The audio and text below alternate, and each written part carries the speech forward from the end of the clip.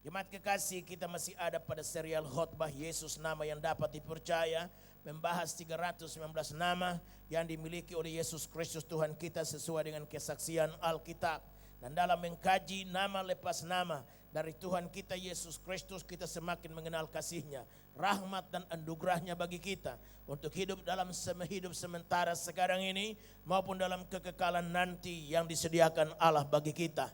Hari ini kita sampai pada nama yang ke-46 yang masih pada Yesaya 9 ayatnya yang kelima, yang dalam tempo 5 minggu berturut-turut termasuk minggu sekarang ini kita mengkaji ayat yang luar biasa ini. Mari kembali sejemput kita bangkit berdiri, kita baca Yesaya 9 ayat 5 secara bersama-sama sekali lagi. Ayat yang luar biasa ini kita baca sekali lagi, Yesaya 9 ayatnya yang kelima, dan demikianlah bunyi firman Allah. 1, 2, 3. Sebab seorang anak telah lahir untuk kita, seorang putra telah diberikan untuk kita. Lambang pemerintahan ada di atas bahunya, dan namanya disebutkan orang penasehat ajaib, Allah yang perkasa, Bapa yang kekal, Raja damai. Amin. Silahkan duduk. Tuhan memberkati kita sekalian. Kita telah bahas 5 nama berturut-turut dari Yesus Kristus Tuhan kita yang terdapat dalam ayat 5 Yesaya 9. Kita telah bahas kata ajaib, yang kedua kata penasehat, yang ketiga Allah yang perkasa, yang keempat minggu lalu Bapa yang kekal, dan hari ini kita akan bahas Raja Damai. Yesus Kristus Raja Damai, itulah nama yang ke-46 yang diberikan Alkitab kepada Tuhan kita Yesus Kristus. Haleluya, dialah Raja, dialah pemimpin, dialah segalanya perihal damai sejahtera yang diperlukan oleh kita manusia. Saudara sekalian, damai sejahtera merupakan perkara langka, barang yang langka dalam zaman kita ini. Sepertinya damai itu barang yang susah untuk didapatkan. Sedang Alkitab berkali-kali berbicara tentang damai. Berita Natal yang sebentar lagi akan kita rayakan, Natal tinggal 2 bulan dari sekarang.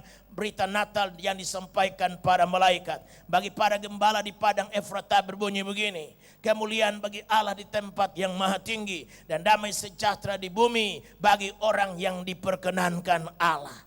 Damai dikumandangkan setiap tahun di mana kita rayakan Natal. Sedangkan di sisi lain damai itu sendiri merupakan barang langka bagi kita. Kalau kita baca dalam kitab Wahyu pasal 6 ayatnya yang ketiga dan ayat yang keempat, saya temukan kalimat yang dijumpai Yohanes di Pulau Patmos. Wahyu 6 ayat 3 dan 4 berkata, dan ketika anak domba itu membuka meterai yang kedua, aku mendengar makhluk yang kedua berkata, mari, dan majulah seekor kuda lain, seekor kuda merah padam. Dan orang yang menungganginya dikaruniakan kuasa untuk mengambil damai sejahtera dari atas bumi. Dengar, dikaruniakan kuasa untuk mengambil damai sejahtera dari atas bumi. Kalimat berikutnya, sehingga mereka saling membunuh dan kepadanya dikaruniakan sebilah pedang yang besar. Yohanes di Pulau Patmos menyaksikan sebuah penglihatan yang spektakuler. Dalam penglihatan itu Alkitab berkata, dia melihat anak domba Allah, Yesus Kristus Tuhan kita, membuka meterai yang kedua. Lalu dia mendengar sebuah suara berkata, come, mari. Lalu aku melihat seekor kuda merah padam dan ditunggangi oleh seseorang yang di tangannya memegang sebilah pedang yang besar. Bukan sekedar sebilah pedang, pedang yang besar untuk membunuh, pedang yang besar untuk memenggal, pedang yang besar berbicara soal darah yang harus tertumpah. Haleluya. Dan dia diberikan kuasa untuk mengambil damai sejahtera dari atas bumi. Kita sedang hidup pada zaman itu sekarang. Sepertinya damai sudah diambil dari bumi ini. Kemanapun orang berseru damai, di situ justru malapetaka yang terjadi. Sekarang ini damai menjadi barang langka bagi zaman kita ini. Sepertinya kegenapan daripada apa yang dilihat oleh Yohanes Pembaptis, oleh Yohanes murid Tuhan ini. Telah diambil damai itu dari muka bumi. Dengan peristiwa yang terjadi di World Trade Center, New York dan Washington DC. Maka sepertinya damai itu hilang dari muka bumi sekarang.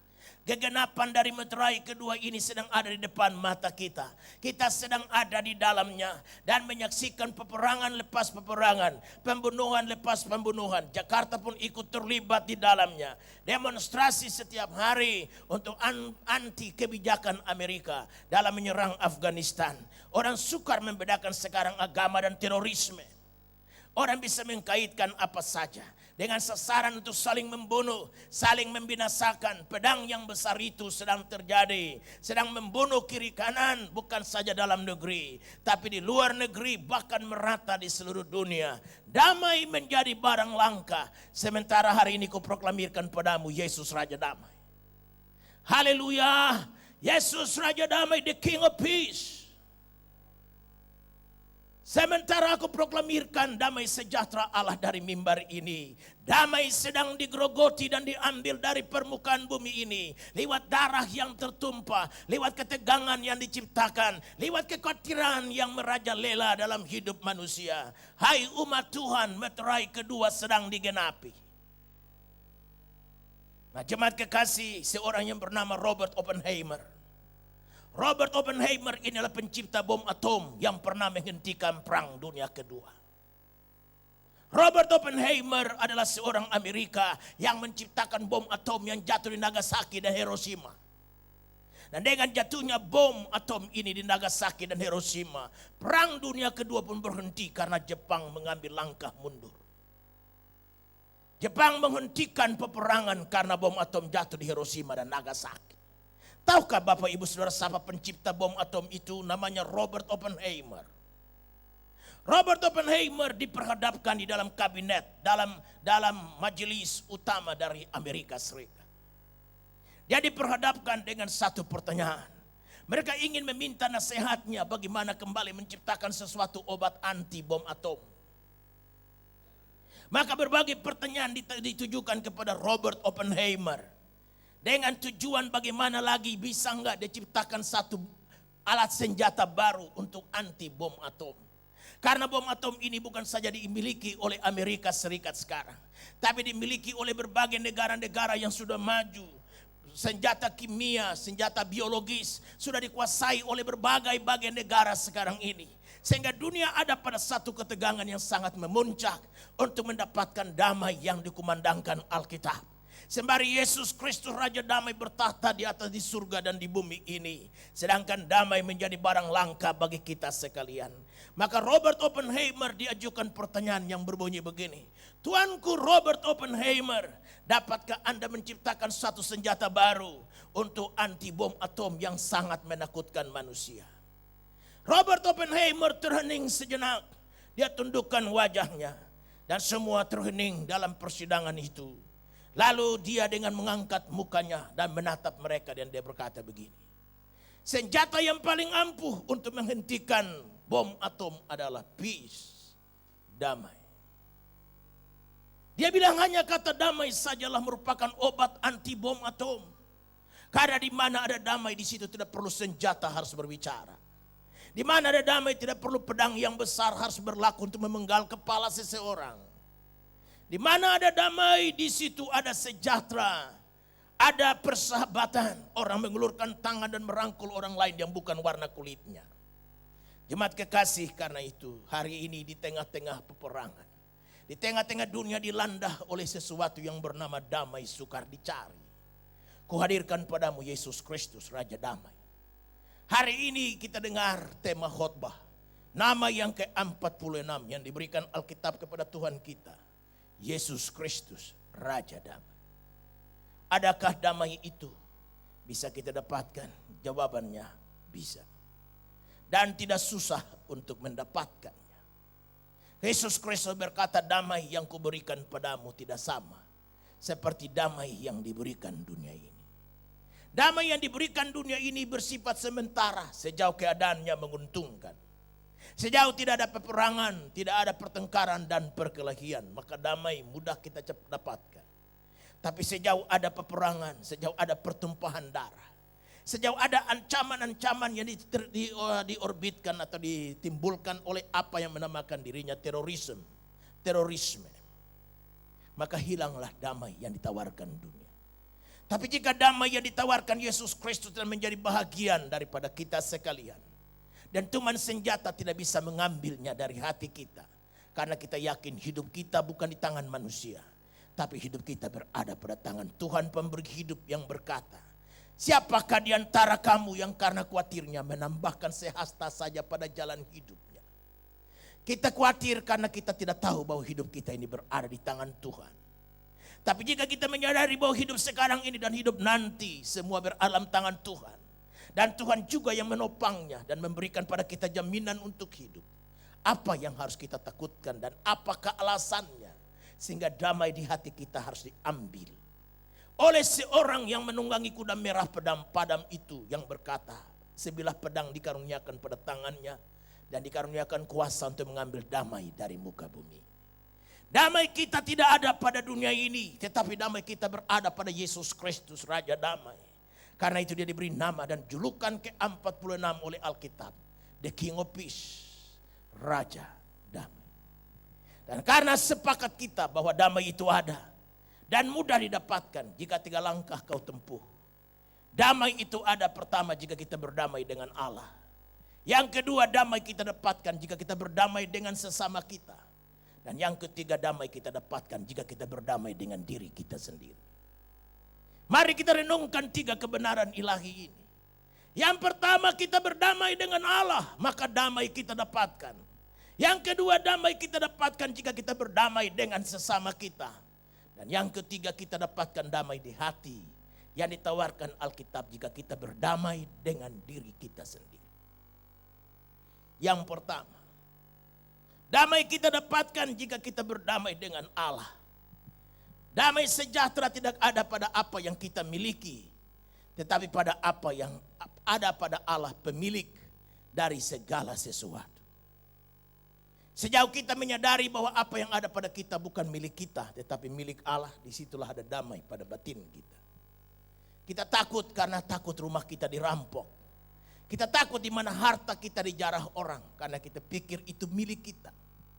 Sejauh kau menyadari itu milikmu, sukar kau dapatkan damai. Sukar kau tidur ngorok dan tentram. Tapi jika kau tahu kau bukan pemilik tetapi hanya pengelola terhadap segala harta benda milik jasmani yang Allah titipkan dalam tanganmu. Damai bagimu bukan sukar. Damai bagimu bukan barang langka. Tapi damai bagimu hanya merupakan hal yang wajar. Karena memang itulah kewajarannya. Damai ada jika kita berdamai dengan Tuhan. Kita menyadari bahwa segala sesuatu yang ada pada kita bukan punya kita, tetapi punya Dia. Dan sikap itu pula menempatkan damai Tuhan dalam batin kita. Kita kadangkala bermusuhan dengan Allah hanya karena harta. Hanya karena apa yang telah diberi diambilnya kembali. Lalu kita bersungut, kita mengeluh, kita memusuhi Tuhan. Karena kita bertanya dan berkata, kenapa begini dan bukan begitu. Kita menjerit dan berkata, suffering, why me? Penderitaan, mengapa aku yang harus mengalaminya? Kau berikan aku suami, kini kau mengambilnya. Kau berikan aku istri, kini kau mengambilnya lagi. Kau berikan aku anak, kini kau mengambilnya lagi. Kau berikan aku mobil, kini kau juga mengambilnya. Ayub berpikiran lain daripada kita sekalian. Ayub menyadari bahwa dia bukan pemilik atas apa yang ada padanya. Tetapi hanya Allah lah yang jadi pemiliknya. Karena itu dikala dia kehilangan harta bendanya, dia kehilangan kesehatan yang ada pada dirinya. Dia kehilangan 10 anak yang merupakan penghiburan bagi dirinya.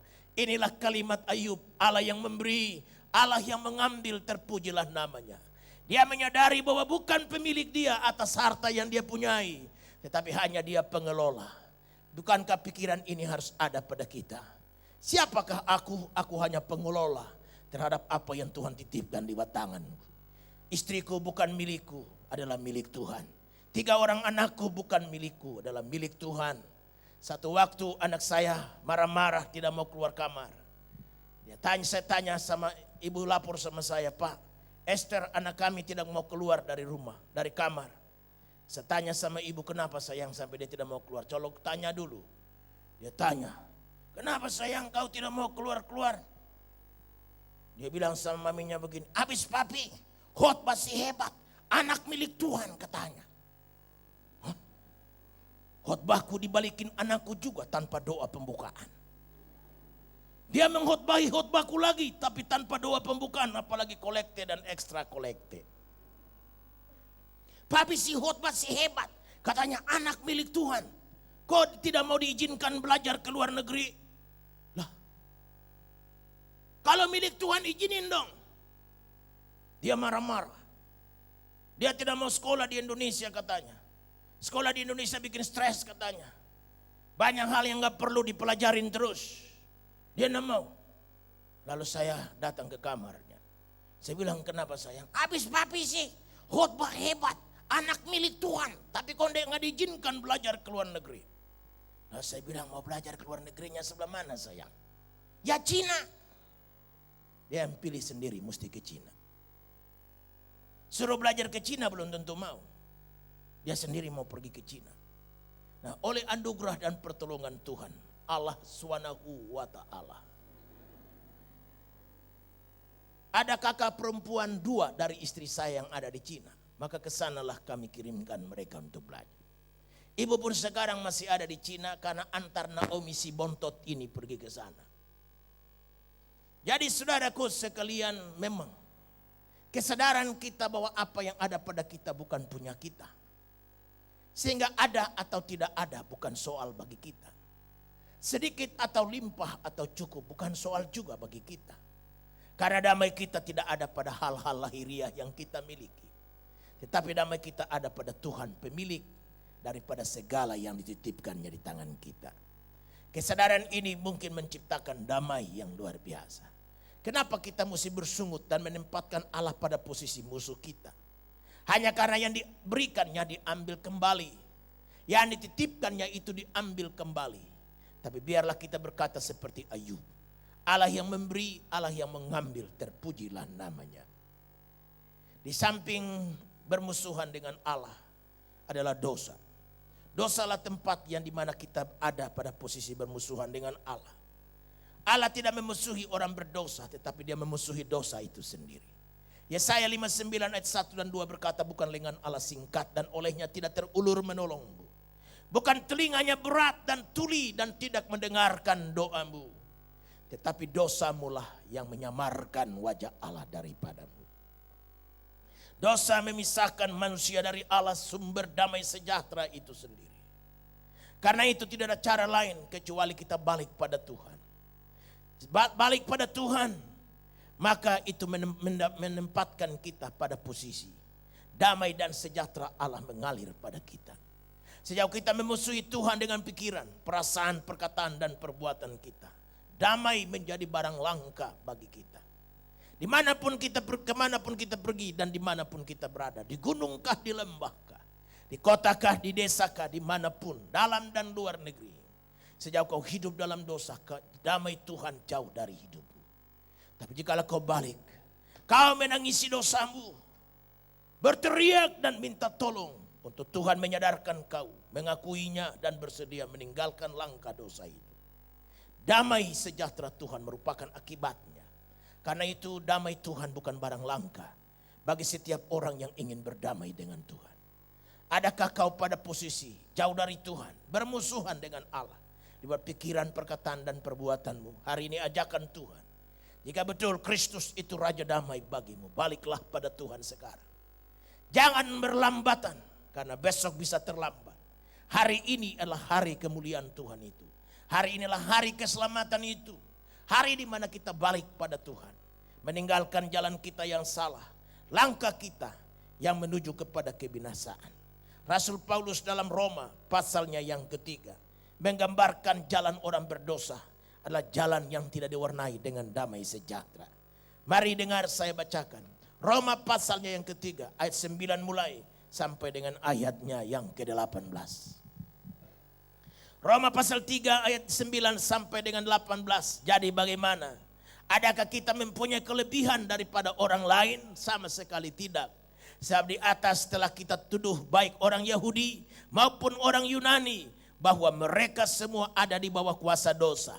Seperti ada tertulis, tidak ada yang benar seorang pun tidak. Tidak ada seorang pun yang berakal budi. Tidak ada seorang pun yang mencari Allah. Semua orang telah menyeleweng. Mereka semua tidak berguna. Tidak ada yang berbuat baik. seorang pun tidak. Kerongkongan mereka seperti kubur yang ternganga. Lidah mereka merayu-rayu, bibir mereka mengandung bisa. Mulut mereka penuh dengan sumpah serapah. Kaki mereka cepat untuk menumpahkan darah. Keruntuhan dan kebinasan mereka tinggalkan di jalan mereka. Dan jalan damai tidak mereka kenal. Dengar, saya baca ulang ayat 17. Dan jalan damai tidak mereka kenal. Sekali lagi. Dan jalan damai tidak mereka kenal. Ayat 18. Rasa takut kepada Allah tidak ada pada orang itu. Itulah langkah orang berdosa. Sumpah serapah mewarnai bibir mereka. Mata mereka penuh dengan dosa. Tangan mereka melaju dengan cepat untuk menumpahkan darah. Jalan damai sejahtera tidak dikenal. Berarti sejauh kita hidup pada dosa, jalan kita diwarnai dengan langkah-langkah kefasikan dan dosa. Lalu jalan damai sejahtera menjadi jauh bagi kita. Itu berarti hanya dengan berdamai dengan Allah. Berbalik dari langkah yang salah. Yang menempatkan kita pada posisi bermusuhan dengan Tuhan. Lewat pikiran, perasaan, perkataan, dan perbuatan kita. Maka jalan damai sejahtera tidak kita kenal. Sebaliknya, jika kita bersedia menyadari dosa, mengakuinya, dan bersedia meninggalkannya, maka damai sejahtera akan kita jumpai. Masih ingatkah kisah anak terhilang itu pulang? Dia tidak menemukan damai sejahtera pada jalan yang ditempuhnya, yaitu dia meninggalkan rumah bapaknya. Dia menghabiskan harta benda bapaknya. Adakah damai yang mewarnai langkah itu? Jawabannya tidak. Pada waktu dia berhadapan dengan makanan babi, waktu dia mulai sadar. Dia berkata kepada dirinya, "Hai jiwaku, mengapa engkau harus mati di sini? Sedangkan di rumah bapamu ada banyak hamba sahaya. Apa yang kau perlukan tinggal panggil, dan yang diperlukan hadir dengan seketika di depanmu. Mengapa kau harus mati binasa di sini? Baiklah kau bangkit berdiri dan pulang." Dan berkata kepada Bapa, "Bapa, aku telah berdosa kepada dua orang. Yang pertama kepada Allah dan kedua kepada Bapa." Maka pada saat itu pulanglah dia. Maka sampai di rumah Bapa, gambaran sukacita dan damai sejahtera digambarkan dengan pesta. Bapa mengadakan pesta besar. Dan pesta lambang daripada damai. Lambang dari kebahagiaan yang hanya ada pada tangan Allah jika kita balik kembali kepadanya. Baliklah sekarang sebelum pintu rahmat itu tertutup. Karena pintu itu terbuka lebar sekarang. Pergunakan kesempatan itu. Baliklah pada Tuhan. Karena hanya dengan jalan balik pada Tuhanlah kita menemukan jalan damai sejahtera. Kekhawatiran hilang. Ketakutan sirna. Jika kita menyadari bahwa di saat kita balik pada Tuhan, Tuhan menjadi milik kita dan kita menjadi milik Tuhan. Hal yang kedua, damai sejahtera kita dapatkan jika kita berdamai dengan sesama kita. Jemaat kekasih, hubungan kita dengan sesama mempengaruhi hubungan kita dengan Tuhan. Yesus Kristus satu waktu berkata begini, "Jika kamu membawa korbanmu kepada Tuhan dan kau ingat, ada ganjalan dalam hatimu terhadap seseorang, tinggalkan korbanmu itu. Berdamai dahulu dengan dia, setelah kau berdamai dengan dia, baru kau kembali. Kau mempersembahkan korbanmu itu dan Allah di surga akan menerima." Jelas dalam cerita ini bahwa hubungan kita dengan sesama ikut mempengaruhi hubungan kita dengan Tuhan. Setiap Sabtu terakhir setiap bulan, ada ibadah di antara saya sebagai gembala jemaat dengan semua pelayan Tuhan yang melayani di GBI Mawar Saron Pusat maupun cabang-cabang dan pelayanan-pelayanan lainnya. Semua kita diwajibkan hadir. Mulai dari pelayan penerima tamu yang melayani ibadah minggu raya semacam ini, maupun penari rebana, pemain musik, MC, backup singers, dan semua pelayan yang menamakan dirinya pendeta muda, pendeta pembantu, dan pendeta penuh. Bahkan semua majelis gereja diwajibkan hadir dalam ibadah syukur ini, di mana kita mendapatkan masukan untuk saling mendorong, saling membangun, saling membahagiakan satu dengan yang lain, saling mendoakan. Dan di samping itu juga saya merelakan diriku didoakan oleh semua pelayan Tuhan yang hadir. Hari Sabtu kemarin merupakan salah satu Sabtu terakhir di mana kita kumpul bersama dan berdoa. Dan jemaat kekasih, kemarin saya berkhotbah tentang pengampunan. Saya beri judul khotbah dan renungan pada saat itu, gereja adalah kumpulan orang-orang yang telah diampuni. Siapakah gerangan kita ini? Kita adalah kumpulan orang-orang yang telah mengalami pengampunannya Tuhan. Bukankah dulu kita orang berdosa? Amin. Dulu bukankah dosa kita merah seperti kermisi? Amin. Siapa kita dulu sebelum kenal Tuhan? Orang-orang yang najis, kotor. Dan Allah menatap kita memelingkan wajahnya. Tapi sekarang kita orang-orang yang dikasihani. Lewat pintu manakah kita masuk dalam anugerah Tuhan? Pintu itu bernama pengampunan. Lewat pintu itulah kita masuk. Karena di dalam itu kita temukan pengampunan atas dosa kita. Aku menemukan pengampunan saat aku lewat pintu itu. Dan pada saat itu dosaku disucikan.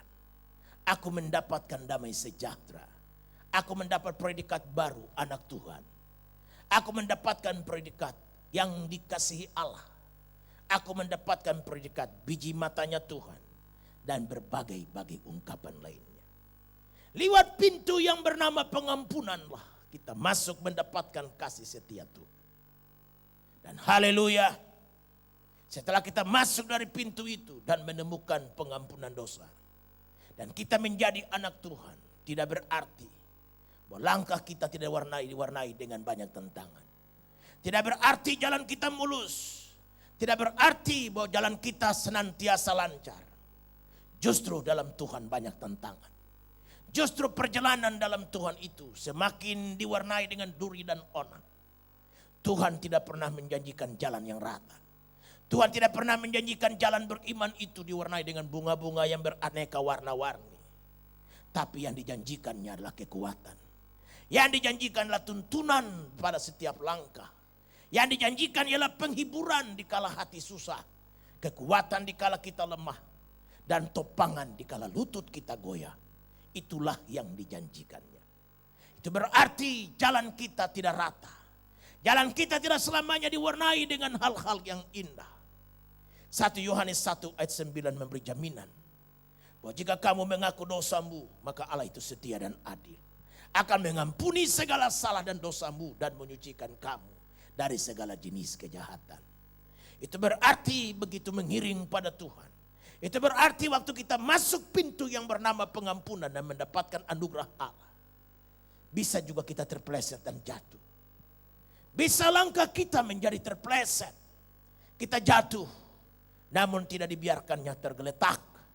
Karena tangan kasih-Nya menopang kita. Anda mungkin juga duduk sementara mendengarkan khotbah ini. Ada pada posisi rasa bersalah. Karena kau sudah anak Tuhan sekian lama. Kau sudah menjadi pelayan Tuhan sekian tahun. Tapi hari-hari belakangan ini kau terpeleset dalam langkahmu mengiring Tuhan. Jangan khawatir. Balik pada pintu yang sama bernama pengampunan. Pada pintu itu kau merasakan kembali sentuhan kasih-Nya. Jika kamu mengaku dosamu, kata Tuhan, maka Ia adil dan setia. Akan mengampuni salahmu dan menyucikan kamu dari segala jenis kejahatan. Itu berarti langkah jalan orang Kristen tidak diwarnai dengan bunga-bunga indah. Tidak diwarnai dengan jalan yang rata. Tapi jalan kekristenan itu diwarnai dengan apa yang bernama pengampunan. Pada setiap tikungan ada pengampunan. Pada setiap tanjakan ada pengampunan. Pada setiap turunan dari jalan kehidupan itu ada pengampunan. Pengampunanlah merupakan langkah di mana manusia harus menjalaninya. Sejauh kau tidak bersedia mengampuni sesamamu, maka Tuhan juga tidak bisa mengampuni dosa. Doa Bapa kami kalimatnya salah satu berbunyi begini. Ampunilah kami sebagaimana kami juga telah mengampuni orang yang bersalah kepada kami. Dalam hidup ini, dalam berinteraksi satu dengan yang lain. Baik dalam kelompok kecil bernama keluarga. Dalam kelompok yang agak besar bernama gereja. Dalam kelompok lagi yang lebih besar. Dalam bermasyarakat, berbangsa dan bernegara. Pasti ada clash. Pasti ada hal-hal yang tidak pas di hati kita. Karena warna kulit. Karena agama. Oleh karena bentuk tubuh. Oleh karena hal-hal lainnya. Tentu kadangkala tidak pas di hati kita. Dan setan mengipaskannya. Untuk menjadi percideraan. menjadi pertengkaran dan perkelahian. Gak heran kalau hal itu sedang melanda negeri ini. Hanya kita saling membunuh karena agama kita berbeda. Kita saling membunuh karena bahasa yang kita percakapkan tidak sama. Kita saling membunuh hanya karena kita mempunyai warna kulit yang berbeda dan perbedaan-perbedaan lainnya. Di tengah-tengah semacam itu kita dipanggil untuk memberikan pengampunan. Pengampunan adalah obat pemulihan. Kita sedang berbicara tentang gerakan pemulihan. Kau boleh ikut gereja yang bernama pemulihan. Kau boleh dilayani pendeta yang punya karunia khusus katanya pemulihan. Semua itu tidak terjadi tanpa hatimu rela mengampuni orang lain. Pengampunan adalah titik balik. Pengampunan adalah titik permulaan daripada pemulihan dalam diri seseorang. Kau ingin mendapatkan damai sejahtera, singkirkan akar pahit. Singkirkan apa yang bernama dendam kesumat. Jika hari ini sementara kita mendengarkan pemberitaan firman dengan tema Yesus Raja Damai, the King of Peace. Jika ada dendam akar pahit terhadap siapapun, baik orang dekat yang bernama istri atau suami, orang dekat yang bernama kakak laki, kakak perempuan, ipar, menantu, mertua, dan apapun namanya. Jika kau ada dendam dengan seseorang, tinggalkan itu sekarang. Karena itu menghambat damai Tuhan. Itu menghambat Yesus Kristus Raja Damai untuk bertahta di hati lewat firman dan pernyataan kuasanya. Jemaat kekasih, satu waktu murid-murid bertanya kepada Yesus Kristus dalam Matius 18 ayat 21. Mereka bertanya, Guru, berapa kalikah kita harus mengampuni orang yang bersalah? 7 kalikah? Sendiri bertanya, sendiri juga jawab. 7 kalikah? Maka Matius 18 ayat 21 Yesus Kristus berkata, bukan 7 kali, tapi 70 kali 7 kali. 70 kali 7 kali berarti 400 kali lebih. Adakah orang yang bersalah kepada kita 400 kali dalam sehari? Gak mungkin. Itu berarti pengampunan tidak mengenal batas. Pengampunan tidak ada limitnya. Pengampunan itu mengalir terus. Demikianlah Allah memperlakukan kita. Jika kita mau rela berdamai dengan orang lain, barulah damai Tuhan mengalir. Tapi sejauh kita menyimpan akar pahit, kita pendendam berat, maka damai menjadi jauh dari kita. Hari ini kiranya roh Tuhan menerangi hati kita sekalian. Untuk kita tidak menyimpan dendam itu lebih dari 1 kali 24 jam. Kristus berkata, hendaklah kau berdamai dengan musuhmu sebelum matahari terbenam. Itu berarti batas waktu dendam itu bukan seumur hidup. Batas waktu dendam itu bukan seminggu. Batas waktu dendam itu cuma 1 kali 24 jam. Dan hari ini bereskan. Jika betul-betul Yesus Raja Damai menjadi Tuhanmu. Hal yang ketiga, damai sejahtera kita dapatkan jika kita berdamai dengan diri kita sendiri. Hendaklah engkau mengasihi sesamamu seperti engkau mengasihi dirimu sendiri. Salah satu khotbah Yesus Kristus berbunyi, hendaklah engkau mengasihi sesamamu seperti engkau mengasihi dirimu sendiri. Berarti standar mengasihi sesama, standar mengasihi istri, suami, sesama kita dimulai dengan mengasihi diri sendiri. Mengasihi diri sendiri tidak berarti mengasihi dan mengagumi bentuk badan, bentuk bibir, bentuk muka, bentuk pipi. Itu bisa menciptakan dan menuntun kita kepada egosentris. Menuntun kita kepada rasa sombong akan diri sendiri. Tapi mengasihi diri sendiri dianjurkan Alkitab.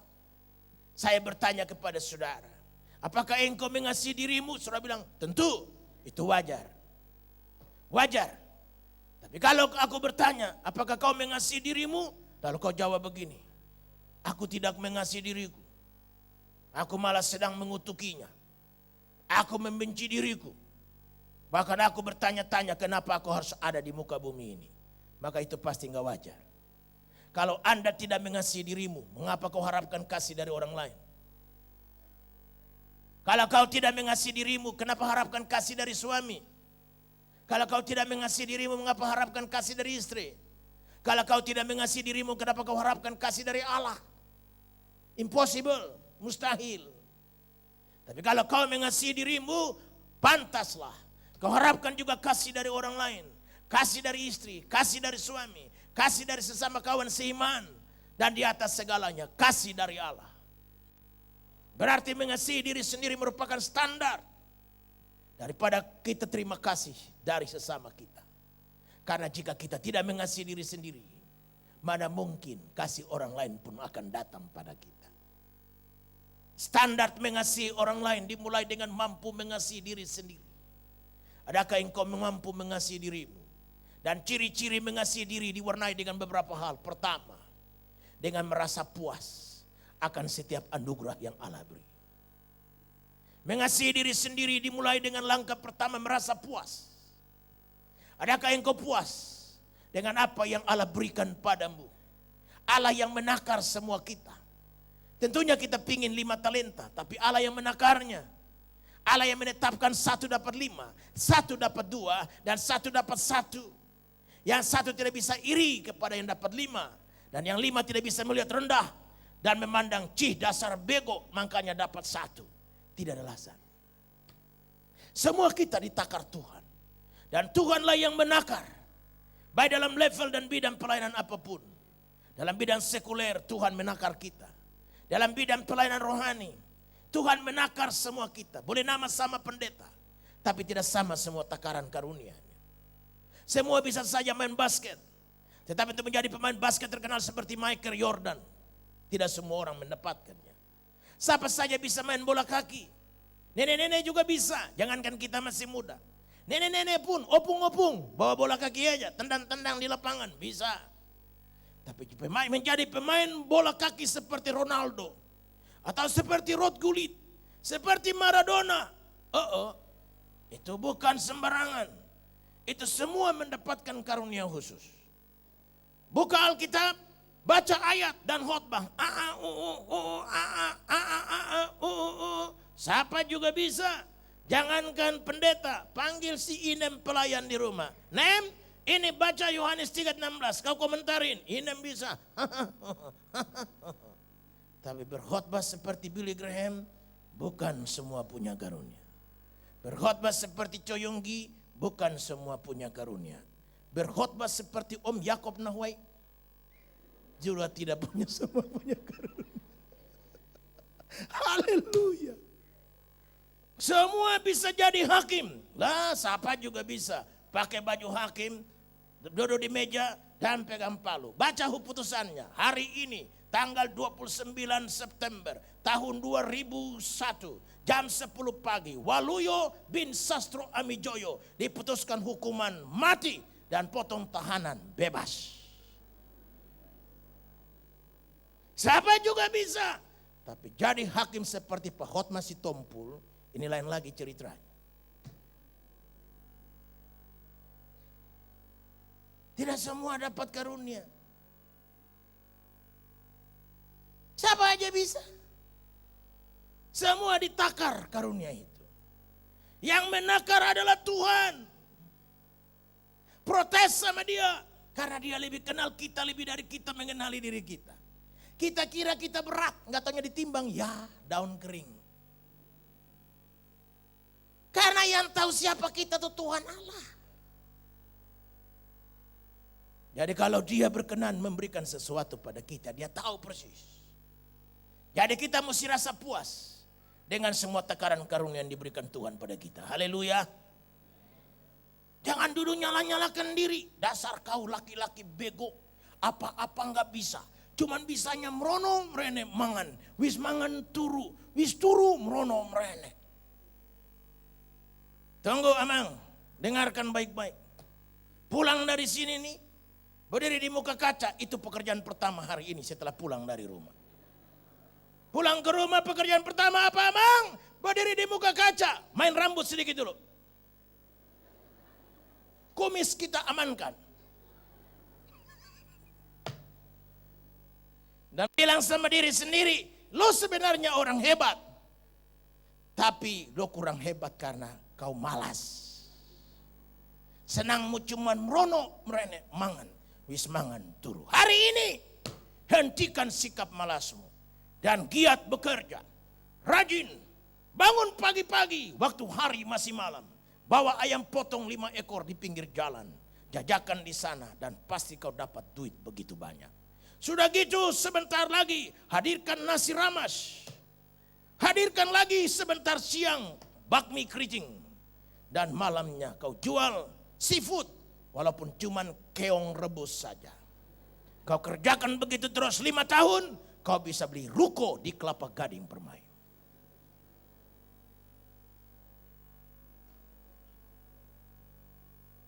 Begitu. Jangan cuman duduk nyesal-nyesalin nasib. Dasar aku memang jelek kok. Lihat aja bibirku lain daripada orang lain. Kenapa kau menyesali bibir? Rasa puas dengan bibir. Rasa puas dengan jidat. Rasa puas dengan hidung. Walaupun lubangnya 1, pilek sepanjang hari. Haleluya. Rasa bangga dengan diri sendiri, puas. Puas dengan diri sendiri. Haleluya. Jangan menyesali tinggi badan. Jangan menyesali warna kulit. Jangan menyesali bentuk gigi. Saya berkali-kali berkata, kenapa aku harus menyesali kulitku ini? Mau dibilang sawo matang kematangan. Aku tidak perlu menyesal dengan kulitku ini. Dan berkata, hei kulit ini kenapa buruk amat ya? Kenapa dia tidak kuning langsat seperti kulit biniku? Tidak perlu. Biniku orang Tionghoa, memang warna kulitnya udah begitu. Ini memang dari jauh juga udah tahu ini orang Ambon nih. Ini kalau ke Amerika nih mungkin sukar masuk nih, dianggapnya Arab menyasar dari mana gitu. Saya nih bulan November mau ke Amerika, saya lagi berdoa ngamin-amin nih, jangan-jangan saya kira dianggapnya bahagian dari terorisme. Saya dibilang Arab bukan, India bukan, tapi Ambon. Aku tidak perlu menyesal dengan kulitku ini itu. Haleluya. Tapi aku berkata, Tuhan terima kasih buat kulit yang gak kurang mantap ini. Mampukan aku merawatnya, memandikannya sehari 2 kali minimal. Memberinya istirahat yang cukup. Memberi makan 4 sehat 5 sempurna. Sehingga kalaupun dia hitam tetapi manis. Sekala aku berdiri memberitakan firman dan orang yang baru pertama kali melihat wajahku menyenggol temannya di sebelah dan berkata, siapa gerangan pendeta itu yang hitam manis? Temannya berkata, alah kayak lo kagak tahu aja, itu kan pendeta Yakob Nahuai Jailah. Minimal aku bisa main kerah kemeja. Haleluya. Aku tidak perlu menyesal dengan gigiku yang gak rata ini itu. Haleluya. Tapi aku mengangkat tangan dan berkata, terima kasih Tuhan untuk gigi yang gak rata ini. Mampukan aku merawatnya dengan baik. Menyikatnya sehari minimal 2 kali. Sebelum tidur dan sesudah bangun tidur. Sehingga kalaupun dia tidak rata. Tapi biar dia putih bersih seperti karang di pantai Pangandaran. Sehingga dikala aku senyum dari mimbar. Orang yang melihatnya yang susah terhibur.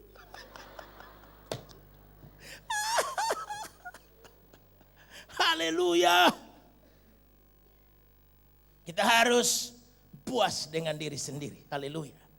Jangan menyesali diri. Apalagi yang terlambat menikah.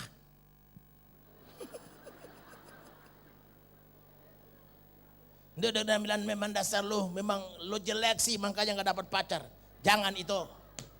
Bersyukur, kau 3 kali bersyukur saja.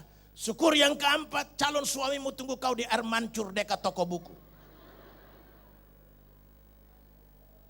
Begitu kau tanpa rasa apa-apa mau pergi ke toko buku untuk berbelanja. Dari jauh begitu dia lihat kau.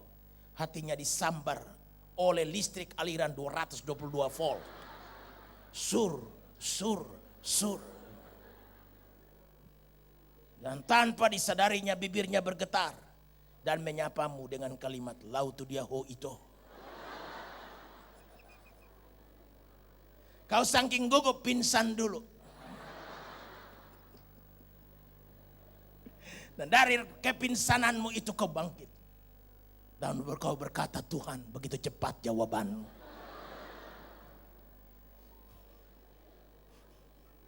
Haleluya. Kau bersyukur 3 kali saja. Kali keempat aku berjaminan.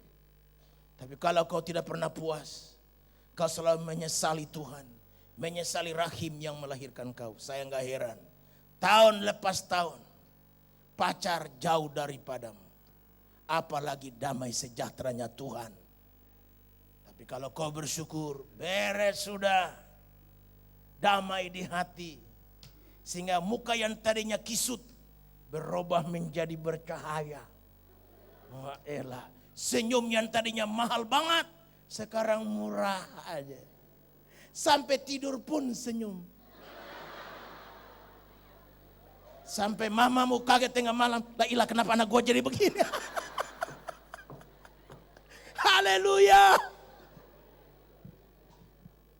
Mudah mengenal orang Kristen itu. Kalau kau lewat di jalan dan lihat beberapa orang diri di halte bus tunggu bus, dan yang satu senyum aja, pasti itu orang Kristen.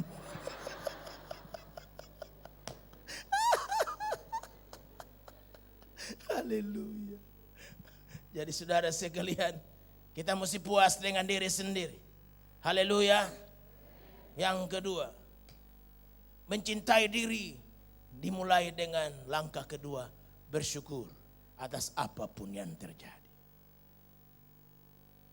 Tidak selamanya jalan hidup itu langgeng. Tidak selamanya sukses. Ada kegagalan juga yang mewarnai kita. Tapi kegagalan bukan akhir dari segalanya. Kegagalan hanya sukses yang tertunda. Kegagalan itu sukses yang tertunda. Jadi kalau gagal tenang, itu sukses yang tertunda. Kau bersyukur, Tuhan terima kasih. Apapun yang terjadi kehendak-Mu lah. Ucapan syukur menciptakan sesuatu dalam dada. Rasa bangga, rasa kagum dengan karunia yang Allah berikan kepada kita. Meniti karier yang besar ini bukan berarti mulus perjalanannya. Banyak hal-hal yang bikin saya harus putus asa. Banyak hal-hal yang bikin saya harus berkata sampai di sini Ebenezer, sampai di sini Tuhan telah menolong. Tapi saya maju terus. Saya bilang Tuhan, Kau segalanya. Apapun yang terjadi Kau segalanya bagiku. Aku maju, aku pandang Tuhan. Aku berkata pada diriku, kegagalan bukan akhir dari segala-galanya. Kegagalan cuma pintu belakang dari sukses. Kegagalan cuma sukses yang tertunda. Hai jiwaku tetap tenang. Aku bersyukur. Dan dalam ucapan syukur semacam itu menciptakan damai dalam hati. Tidak pernah aku berkhotbah mengungkapkan kelemahanku. Walaupun berat beban. Tapi berat beban aku tidak nampakkan dari mimbar. Karena aku berkata kepada Tuhan, bantu aku menyampaikan kehendak-Mu. Damai bagi kita bukan barang yang susah. Damai bagi kita adalah barang yang gampang diperoleh. Mudah dicapai, bahkan hari ini pun bisa kita dapatkan. Asal kita balik pada Tuhan dan berdamai dengan Dia. Yang kedua, kita singkirkan segala akar pahit kebencian. Hal-hal yang menghambat kita dengan sesama. Dan yang ketiga, kita pisahkan segala hal yang membuat kita tidak menghargai karunia Allah. Tidak merasa puas dengan diri, tidak tahu bersyukur. Saat kita melihat diri kita dalam anugerah Allah, maka damai sejahtera merupakan bahagian yang mudah bagi kita. Mari lihatlah diri dari sudut pandang Tuhan, sebagai ciptaan Tuhan, sebagai miliknya yang kekasih, ditempatkan dengan satu tujuan dan memiliki anugerah khusus. Dengan pandangan-pandangan semacam ini terhadap diri sendiri, maka benarlah firman Tuhan yang berkata, damai sejahtera yang kuberikan padamu tidak sama seperti damai yang diberikan dunia ini. Seorang yang bernama Ralph Waldo Prince, dia berkata begini, peace lies not in the external world, it lies within one's own soul. Maksudnya, damai sejahtera tidak terletak pada apa yang ada di luar di dalam dunia ini.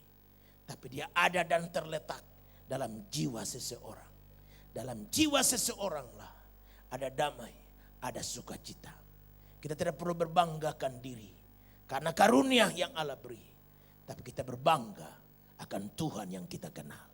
Firman Tuhan berkata, janganlah orang kaya bermegah karena kekayaannya. Jangan orang kuat bermegah karena kekuatannya. Tapi mereka yang bermegah, biarlah mereka bermegah karena mereka mengenal aku Tuhan Allahnya. Mari kita bangkit berdiri dan kita datang di dalam doa. Nyanyi bersama saya pujian. Kemurahan-Mu lebih dari hidup. Kemurahan-Mu lebih dari hidup. Hanya kemurahan Tuhan sajalah yang memampukan kita ada sebagaimana kita ada. Dan kemurahan Tuhan jugalah yang menuntun langkah kita. Haleluya. Mari kita bangkit berdiri. Pikiran dan perbuatan kami. Tapi hari ini kami balik tinggalkan jalan kami yang salah. Langkah dosa kami tinggalkan. Kami balik padamu Tuhan hari ini. Dan juga jika ada di antara kami pun yang baru ambil langkah untuk menjadikan Kristus sebagai Tuhan dan Juru Selamat secara pribadi. Hari ini Tuhan jumpai umat-Mu. Ampuni dan sucikan dia dengan kuasa darah Yesus Kristus. Dan jadi Tuhan dan Raja dalam kehidupannya. Ampuni kami Tuhan kalau selama ini kami berpikir salah terhadap sesama kami, mulai dalam keluarga, dalam gereja maupun dalam masyarakat. Tuhan, ada orang-orang yang menginjak-injak harga diri kami, menyusahkan kami. Tapi hari ini Tuhan memohon kami untuk memberikan pengampunan bagi mereka. Karena pengampunan sajalah pintu masuk damai sejahtera-Mu dalam hati kami sekalian. Karenanya hari ini ampuni segala salah, dosa dan pelanggaran kami. Haleluya. Kalau kami seringkali mengutuki diri sendiri, menyesali nasib, mengutuki rahim yang melahirkan kami. Hari ini mampukan kami melihat kami dalam sudut pandang Allah sendiri. Bahwa kami adalah orang-orang khusus yang diciptakan Tuhan. Dengan karunia yang khusus pula. Untuk satu maksud yang khusus. Yang Allah berikan bagi kami dan ditempatkan dalam hidup ini.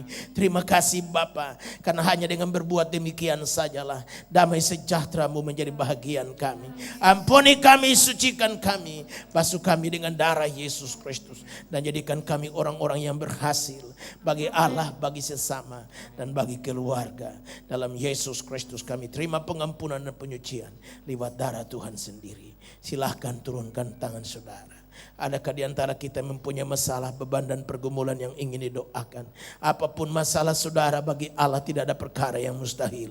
Angkatkanlah tanganmu dua-dua, tinggi lewat kepala, dan mari kita satu dalam doa. Haleluya. Mari silahkan angkat tangan saudara. Mungkin ada lagi. Haleluya. Mari kita satu dalam doa. Bapa Surgawi, Allah kami yang ajaib, Tuhan pendengar dan penjawab doa. Bagi-Mu tidak ada perkara yang sukar lagi sulit. Firman-Mu berkata, marilah kepadaku, hai kamu yang berlelah dan bertanggungan berat, aku ini akan memberi sentosa padamu. Haleluya. Berdiri atas jaminan firman-Mu dalam nama Yesus Kristus. Tuhan, kami mohon belas kasihan Allah. Genapkan firman-Mu yang berkata, sampai saat ini belum pernah kamu minta apa-apa dalam namaku, mintalah maka kepadamu akan diberi, dan sukacitamu menjadi sempurna dalam nama Yesus Kristus. Nyatakan kuasa-Mu bagi kami, bukakanlah jalan sehingga ada jalan keluar, ada kelepasan. Nama Tuhan dipuji dan dimuliakan dalam Yesus Kristus, nama yang manis itu. Kami berdoa, bersyukur, dan dengan iman menerima jawaban doa kami. Silahkan turunkan tangan saudara.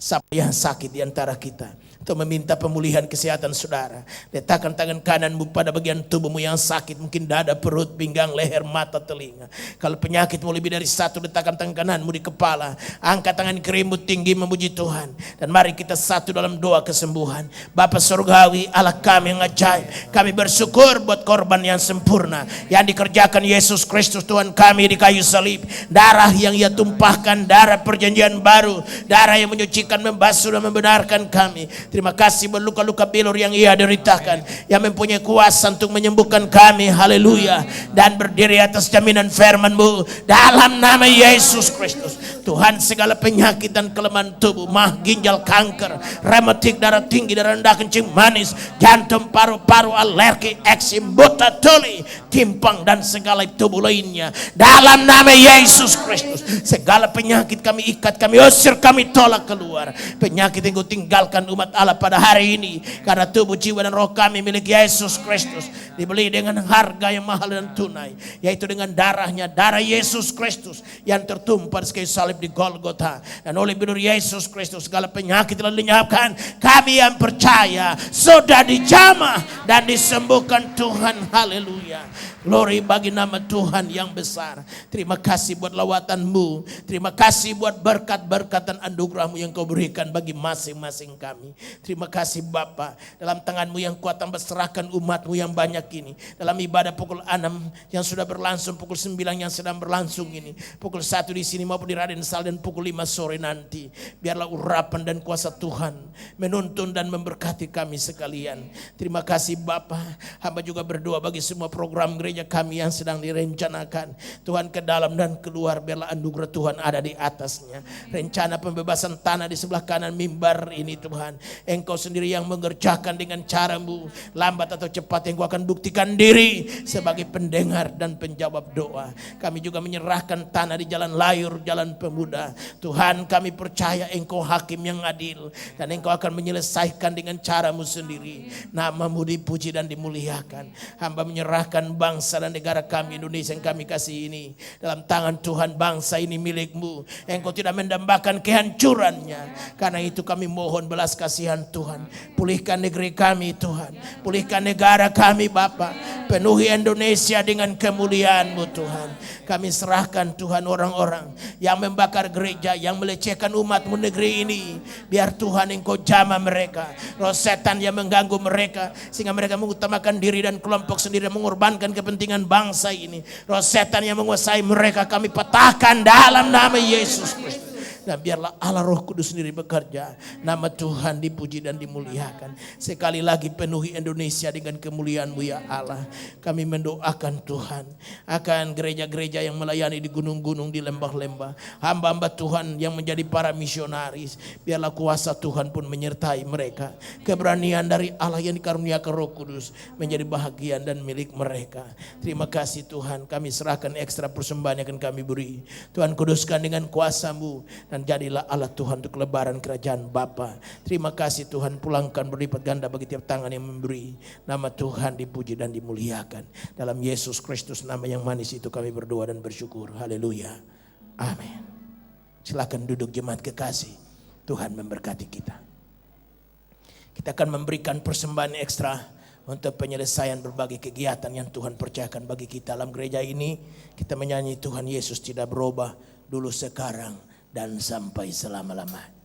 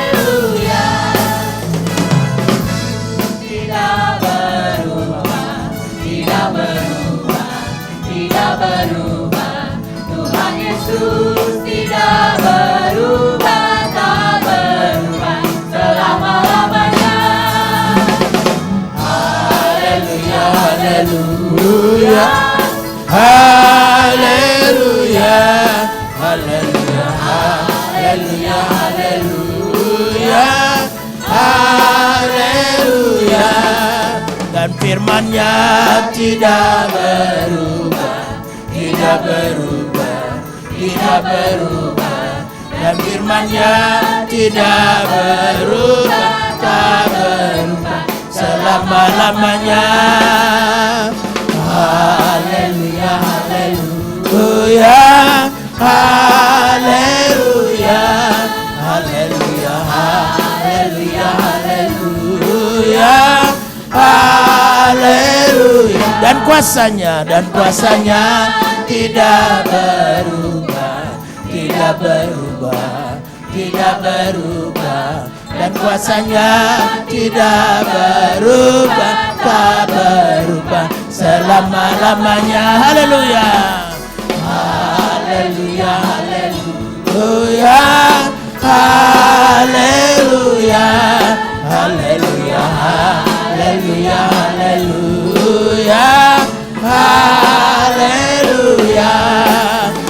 Tuhan Yesus tidak berubah, tidak berubah, tidak berubah.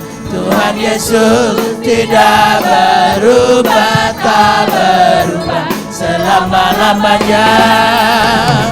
Haleluya, haleluya, haleluya, haleluya, haleluya, haleluya, haleluya. Dan firman-Nya tidak berubah, tidak berubah, tidak berubah. Dan firman-Nya tidak berubah, tak berubah selama-lamanya. Haleluya, haleluya, haleluya, haleluya, haleluya, haleluya, haleluya. Dan kuasanya tidak berubah, tidak berubah, tidak berubah. Dan kuasanya tidak berubah, tak berubah selama-lamanya. Haleluya.